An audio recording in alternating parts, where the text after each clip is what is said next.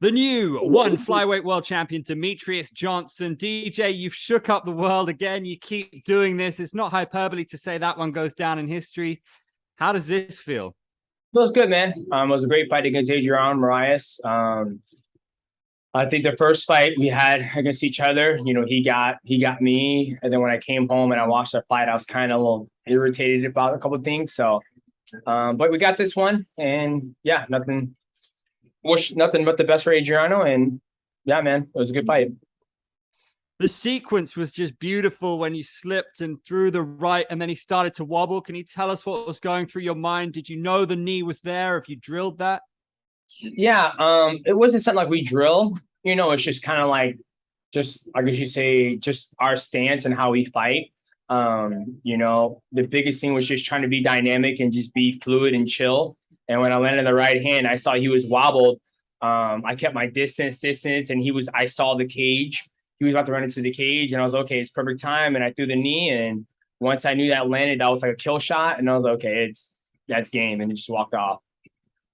How does it feel to avenge a knee with a knee?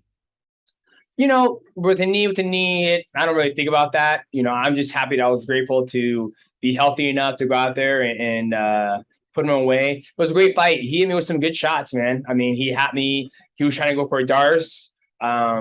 He had me on the ground, landed good knees to the head. But I knew it was gonna be a tough fight. That's one of the things I love about competing.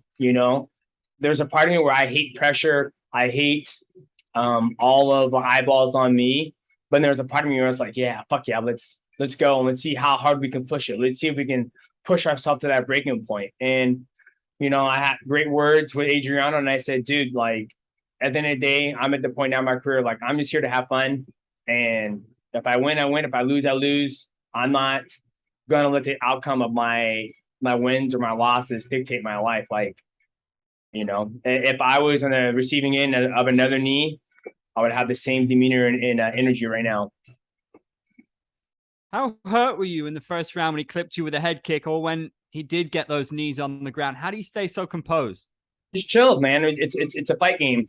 Like, my training camps, they're very, very hard. Like, I literally get beat up when I train with my coaches. I'm not around a whole bunch of yes men. Like, I get pushed, and I know everybody says, oh, I'm not the biggest dog in the room. Let's just say that. So, when he hit me top of the head, I was like, good for you. I was telling him, he was like, oh my God, I kicked him in the head. And he's talking to me. And I was like, yeah, because I'm here. Like, I feel like now at this stage of my career, I'm actually taking it all in, and I can see it's like I almost like leveled up. I keep on getting better. You mentioned training with Henry Cejudo before the fight. How did that help you? It helped me just by just understanding where my strength is, right? Because when you're in a gym by yourself, excuse me, not a gym by yourself, but when you're in a gym with the team with all the time, we all have the same strengths. And then when I went to Arizona Combat Sports and trained with Henry and the whole team over there, I can they can see like, okay, this is where you're really strong at. Like, we can tell as you react. And when it's like, okay, I'm so strong here, and some of you guys can't even deal with it, I'm going to build on top of that. So just an eye opener. That's the biggest thing. He was doing a watch along stream. I managed to catch the end of it. One of the fan questions was you and DJ in one. He said, we would be crazy not to do it, to put the friendship aside. If the money was right, we'd be crazy not to do it. Do you feel the same? What's that? Do you feel the same? Oh, I mean, absolutely. I mean, I'm sure if the money was crazy enough, I'm sure me and him would do it. Like, me and him, we're chill, right? And I know we would fight because I know he's got to make a lot of money from the diapers for his baby. I know he wants more kids. So I told Michael Sabas in the back, he was back there, and he was very emotional, and all the fans were like, and I was like, dog, I said, don't let what happened out there dictate your life. I was like, at the end of the day, it's about making fucking money. Like, I'm being straightforward honest. Yes, wins, loss, all that stuff, winning championship, that's all gravy and stuff. But I said, Sabas, at the end of the day, people are gonna call, like, you're gonna get a phone call from the cable bill or cable company, like, hey, hi, Sabas, hey, it's cable Comcast. Yeah. Did you pay that bill on time? Oh, you did? Okay, thank you. it's about keeping the lights on, right? So if me and Henry to fight, we'll put it aside and make a lot of money together. And after the fight, whoever wins or loses, buy each other a beer. I like it. Can he hasn't competed in a while though. You're the best you've ever been. You were saying at 36. That's amazing. Can he hang with you in competition? Yeah, he can hang with me, man. Like Henry Cejudo is still good. You know, he just jumped back in the USADA pool. He's still under contract with the UFC, and I think Henry wants. He wants that triple crown. He wants that triple. Is he triple C? Yeah, he wants that quadruple C. So he wants Alex Volkanovski, and that's what he wants. So we're in two different organizations. There's a lot of things that have to move, mountains and all that stuff before that's even possible. Well, what's more possible is the trilogy, right? Is that what needs to happen next, or would you prefer someone like Kyra Akhmatov?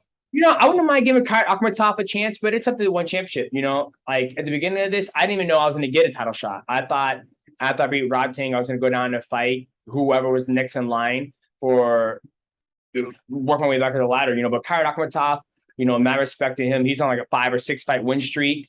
I thought he was going to get a title shot against Adriano, but they called me and said, "Hey, this is who you're fighting next." I said, "Okay, sounds good." A lot was talked about Adriano's size, and you mentioned his length as well, but you handled it so well inside the clinch and on the ground. How did you prepare for someone as physically big as him? Well, my main training partner, James and the Wizard, James is about 165, 170. He's 5'9", 5'10". So, you know, I'm the smallest guy in the gym. So I'm kind of used to it. And the biggest thing is that one of my back, you know, Adriano, he loves side control and guard. And that's when I was able to get the cut on him. So when I get home, I'm going to continue to get back on my gi, work on my grappling, because for me, it's like, he's just a bigger body. And, you know, with my shorter legs, I just can't get him off me. So, and sometimes you're better to stay on your back, because when you try to get up, he's waiting for you to turn to give you his back. He's waiting for you to make a mistake. I think this was your first KO since Cejudo 2016. Is this your favorite finish? Is this up there in terms of your favorite moments now?